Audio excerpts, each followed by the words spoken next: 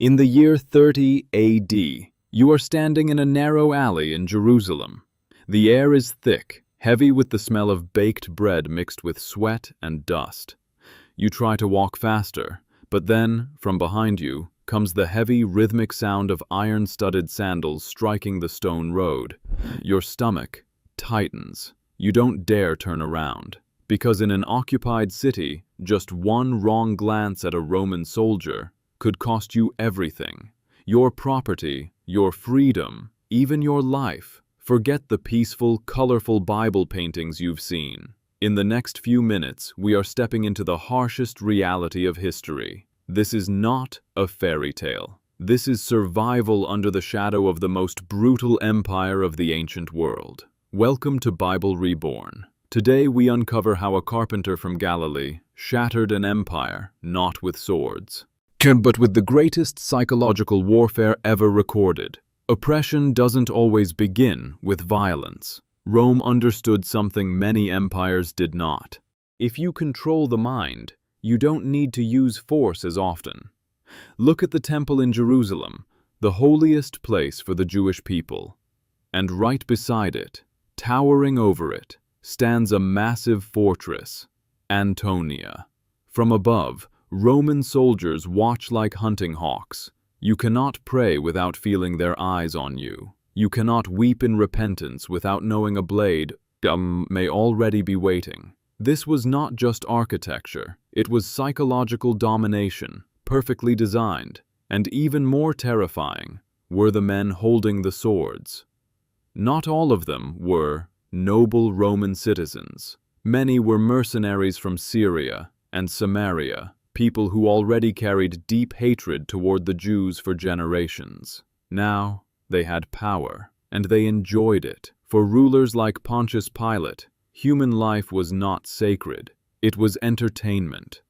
Archaeologists have found carved game boards on ancient stones, a game called Basileus, the game of the king. A condemned man would be chosen, dressed in a purple robe, crowned with thorns, mocked, beaten, until death. And when Jesus was humiliated, it was not random.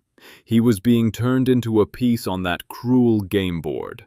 But Rome didn't just kill you on a cross, they killed you every day, on the streets, through a law called Angaria. Imagine this, you've just finished a long, exhausting day. The sun is setting. You just want to go home. Suddenly, a cold spear blocks your chest. A command is shouted in Latin. You have no choice. You must carry the soldier's heavy pack for exactly 1 mile. About 1,400 steps. No negotiation, no refusal. Every step is a reminder. You are no longer human. You are property of the empire. And in that exact context, Jesus said something that shook history. If anyone forces you to go 1 mile, go with them 2. It sounds like kindness, but it wasn't. To those listening at the time, it was rebellion, because Roman law forbade soldiers from forcing civilians beyond 1 mile. The moment you step into the 2nd mile, everything changes. You are no longer the victim. You take control.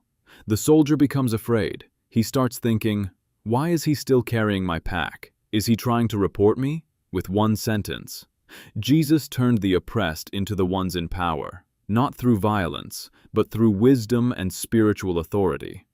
And then, everything leads to Golgotha, the peak of cruelty. Above the cross, there was a sign, not just a sentence, but a statement. It was written in 3 languages: Hebrew, the past, the promise, the people; Latin, the power, the law, the violence; Greek, the future, the world, the marketplace. Those 3 lines declared, we own you, your past, your present, your future, and even your king.